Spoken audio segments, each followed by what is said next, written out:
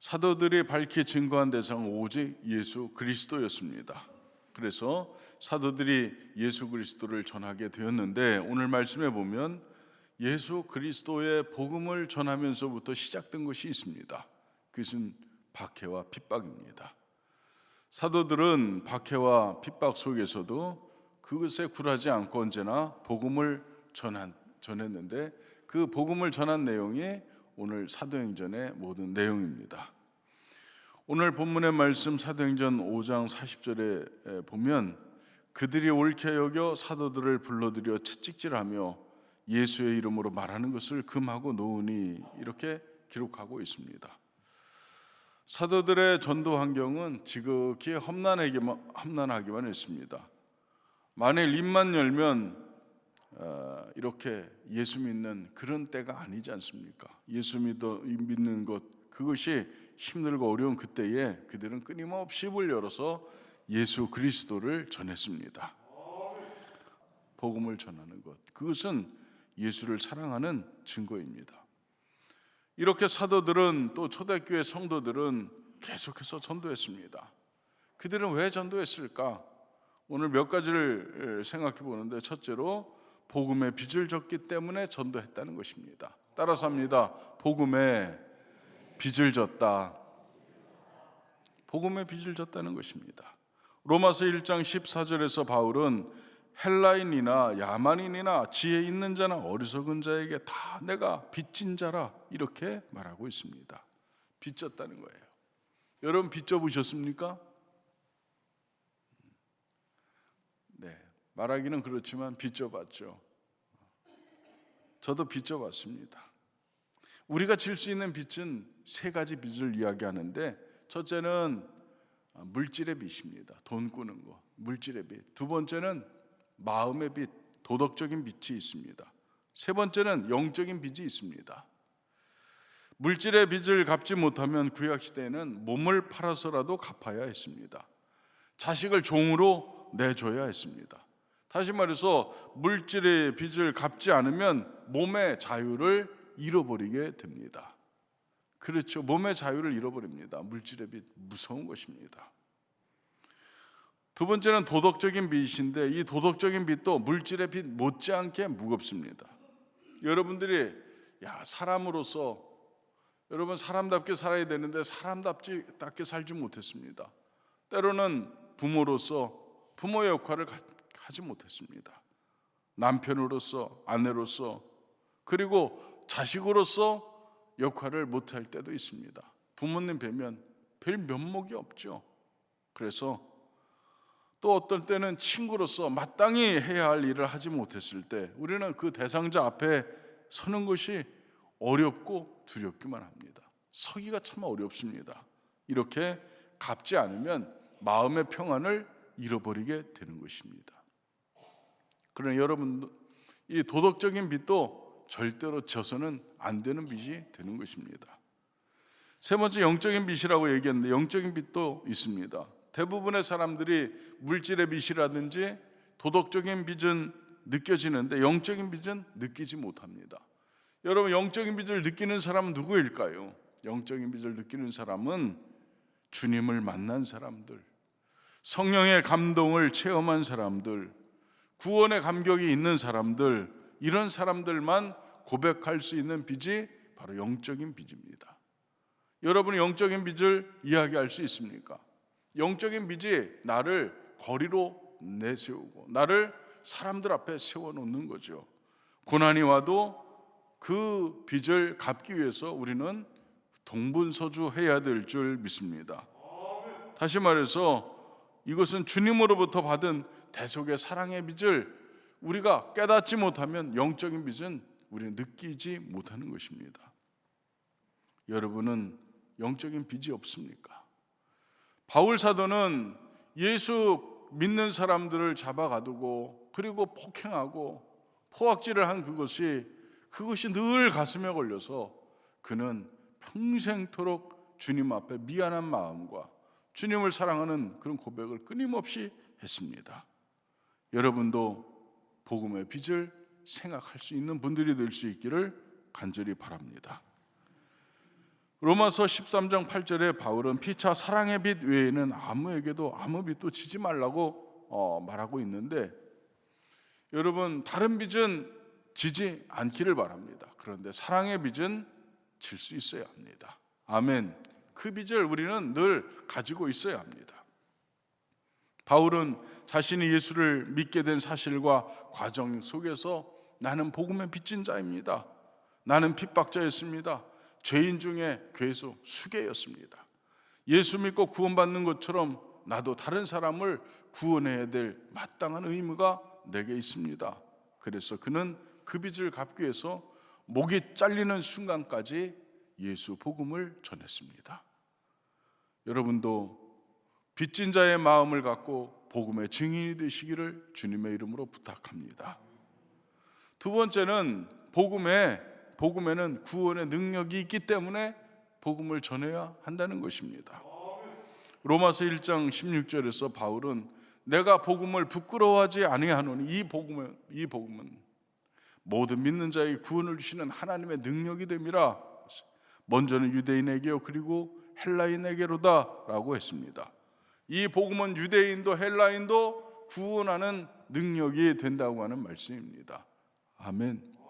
저도 구원했고 여러분도 구원했습니다. 아멘. 여러분은 언제부터 예수를 알고 있었습니까? 여러분은 언제부터 구원의 사람이 되었습니까? 우리는 들었기 때문입니다. 바울은 말했습니다. 예수 그리스도의 복음은 인간의 영혼을 살리고 구원하는 능력이다. 그래서 나는 이 복음을 전파한다. 이렇게 말하고 있습니다. 예수의 복음은 여러분을 살렸습니다. 또 여러분의 가정을 살리고 또 이 사회를 살리고 나라를 살린 것이 예수 그리스도의 복음인 줄 믿습니다. 그러나 여러분, 이 복음을 여러분은 꼭 전할 수 있기를 간절히 축복합니다. 여러분의 심령 속에 복음이 있다면 여러분에게는 아직 소망이 있는 것입니다. 여러분에게 복음이 있다면 아직 소망이 있는 것입니다. 여러분의 심령 속에 복음이 있다면 여러분은 아직도 사랑받고 있는 것입니다. 우리는 사랑에 목말라 하죠.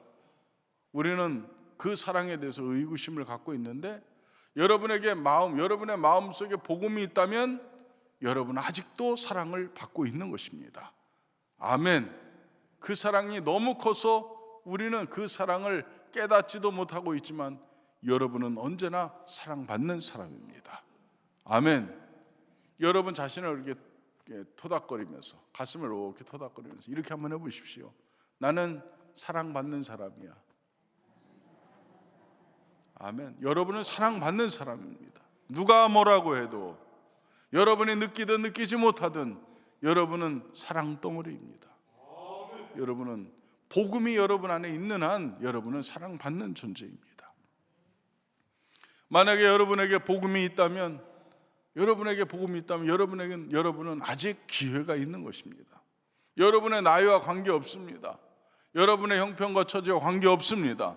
아직도 여러분은 복음이 있다면 예수 그리스도께서 나를 사랑하셔서 나를 위해 십자가 지시고 나를 위해서 피 흘리시고 나를 위해서 죽으셨다가 나를 위해 다시 사시고 나를 위해 다시 오신다는 그 주님을 여러분이 마음속에 모시고 계시다면 여러분 아직도 기회가 있는 것입니다. 그럼 여러분, 복음에는 이런 능력이 있습니다. 그래서 여러분은 복음의 사람이 되어야 하고 여러분 복음을 전하는 사람이 되어야 될 줄 믿습니다. 사도들 또 초대교회 성도들은 왜 전도했을까? 세 번째는 복음을 전하지 않으면 화가 미치기 때문이라고 생각했기 때문입니다. 고린도전서 9장 16절에서 바울은 내가 복음을 전할지라도 자랑할 것이 없음은 내가 부득불할 일임이라. 만일 복음을 전하지 아니하면 내게 화가 있을 것이로다. 이렇게 고백했습니다. 내가 복음을 전하지 않는다면 내게 화가 있을 것이다. 바울은 그만큼 복음을 귀하게 여겼습니다. 복음을 그렇게 여겼습니다. 지금 이 세상에서 가장 넓은 영토를 가지고 있는 나라가 어느 나라입니까? 러시아죠.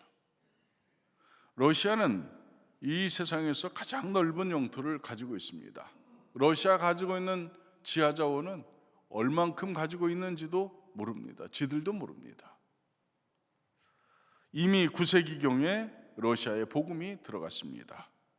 1237년 몽고군이 몽골의 타르타르족이 쳐들어왔을 때 이때 많은 순교자가 나오기도 했습니다. 모든 도시에는 교회가 장엄하게 세워져 있었고 그 교회들마다 다 예술품입니다. 그런데 이 러시아에 1917년 공산주의 혁명이 일어났고 그리고 1937년에 헌법을 개정하면서 종교 활동과 선교를 법으로 묶어버렸습니다. 그때부터 러시아는 전도를 포기했습니다. 그 결과로 교회는 다 문을 닫게 되었습니다. 러시아의 문명도 문을 닫게 되었습니다. 그 아름다운 황금기도 지나갔습니다. 경제도 몰락했습니다. 그 나라에는 온통 사람을 죽이는 무기로 가득한 나라가 되었습니다. 정치는 70년 후퇴했습니다. 1922년 12월 30일 건국된 소비에트 연방 소련은 건국 69주년을 4일 앞둔 1991년 12월 26일 붕괴되었는데 한마디로 70년의 암흑기를 지낸 것입니다. 전도 안 하면 내 영혼이 화를 당하게 되는 것이고, 전도 안 하면 가정이 화를 입는 것이고, 전도 안 하면 국가가 화를 면치 못하는 것입니다. 존 웨슬레가 87세 되던 해 알렉산더 머더에게 이런 편지를 보냈습니다. 죄가 아니고는 전혀 두려워할 것이 없는 사람, 하나님이 아니고는 전혀 원하는 것이 없는 전도자 100명만 저에게 보내주십시오. 그들이 성직자이건 평신도이건 상관없습니다. 그런 사람들이야말로 지옥문을 부술 수 있으며 이 땅에 하나님 나라를 세울 수 있는 사람들입니다. 이렇게 말했습니다. 전도자 100명, 죄가 아니면 두려워할 것이 없고 하나님 아니고는 전혀 원하는 것이 없는 전도자 100명만 있으면 세상을 바꿀 수 있다는 것입니다. 이 전도자 100명만 있으면 영적 전쟁에서 이기고 하나님 나라를 이 땅에 세울 수 있다고 웨슬리는 생각했습니다. 여러분, 우리 교회에 이런 전도자 100명만 있으면 강릉을 완전히 바꿀 수 있습니다. 완전히 변화시킬 수 있습니다. 여러분, 복음을 전할 수 있는 100명의 전도자가 우리 교회에 있다면 우리 교회를 통해서 강릉은 복음화될 것입니다. 많은 사람이 예수를 만날 것입니다. 여러분도 함께 참여해 주시기를 바랍니다. 네 번째로 그리스도의 사랑이 강건하기 때문입니다. 고린도후서 5장 14절에서 바울은 그리스도의 사랑이 우리를 강건하시도다 이렇게 말하고 있습니다. 우리가 예수 믿고 구원받는 것은 조건 때문이 아닙니다. 조건 때문에 우리가 예수 믿고 구원받은 것 아닙니다. 그것은 순전히 하나님의 은혜요 사랑입니다. 여러분의 재산이 얼만큼 있어야 교회 오는 거 아닙니다. 여러분의 학위가 있어야 교회 오는 거 아닙니다.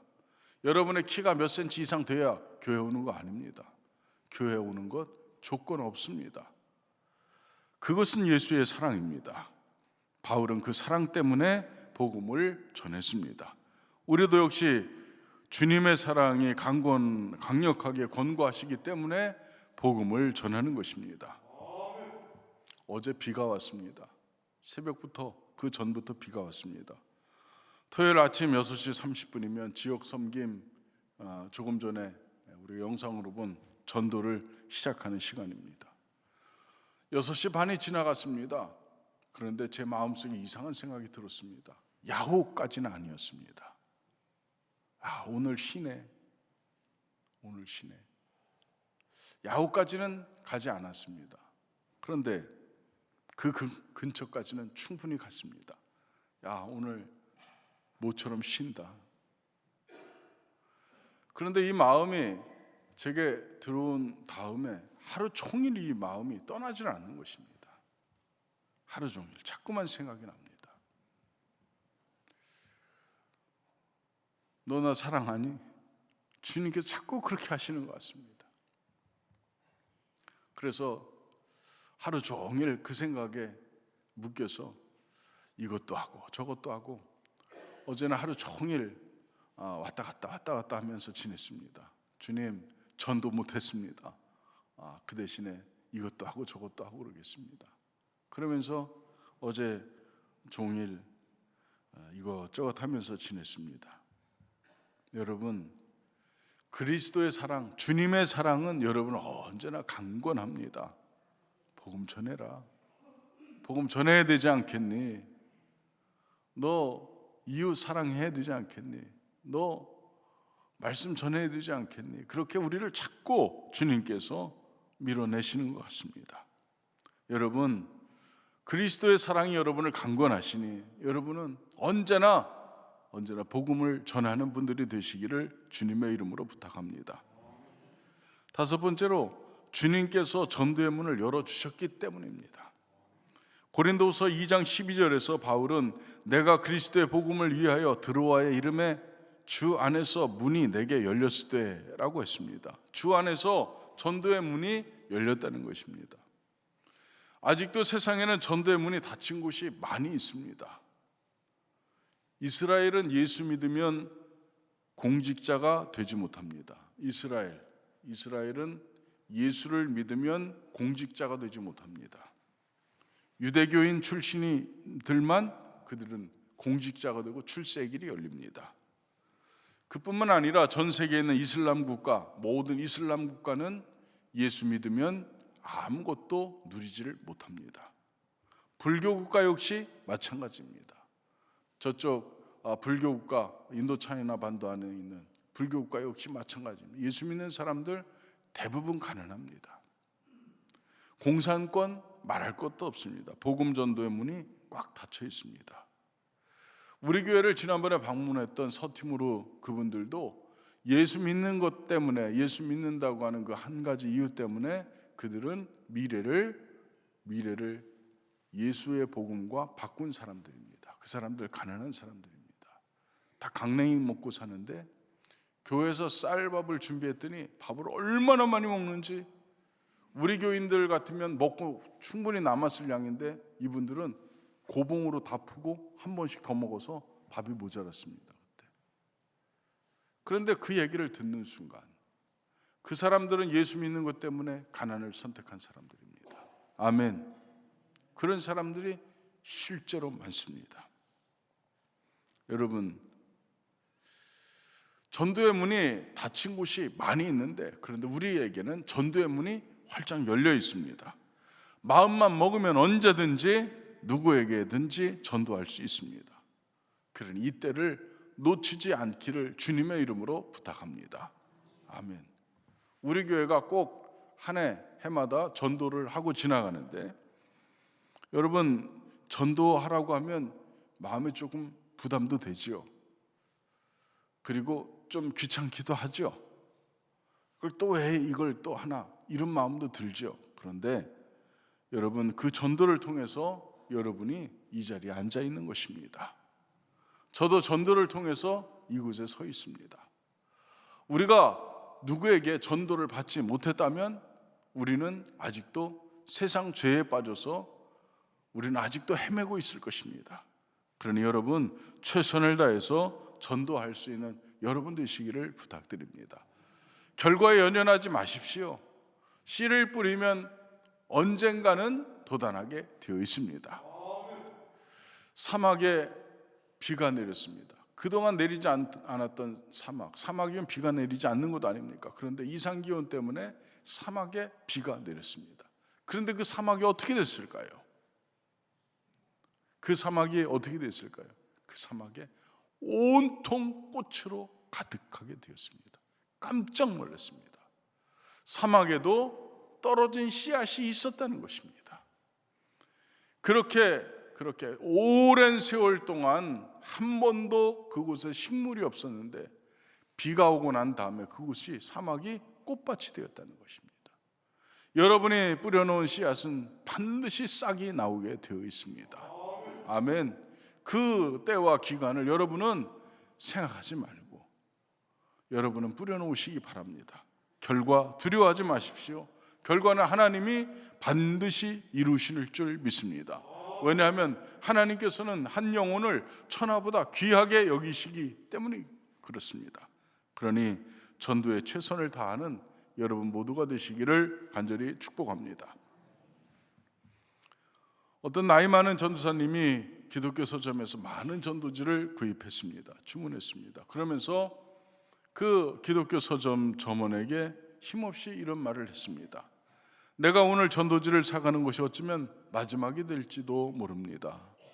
이제 나이가 너무 많이 들어서 전도지를 들고 다니며 전도할 만큼 기력이 남아있질 않습니다.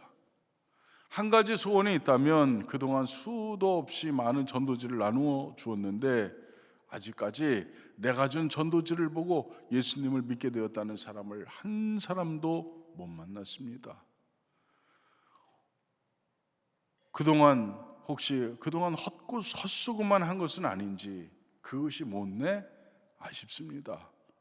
이렇게 얘기했습니다. 그때 그 기독교 서점 한쪽에서 책을 고르고 있던 한 젊은이가 다가왔습니다.